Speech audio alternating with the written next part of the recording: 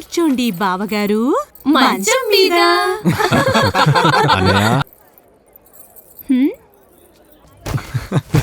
ఇవన్నీ పాత ఉపాయాలు, ఏమైనా కొత్త ఉంటే చెప్పండి.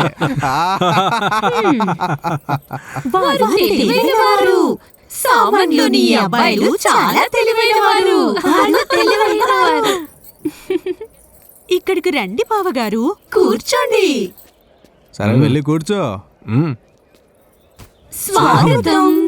మిమ్మల్ని ఆపేదేంటి? రండి కూర్చోండి. కూర్చోండి. మీ స్నేహితులు కూడా ఒప్పుకున్నారు. నేను కూర్చుంటున్నాను.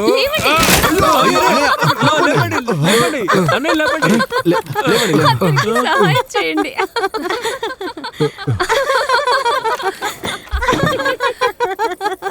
వాళ్ళు తెలివైన వారు.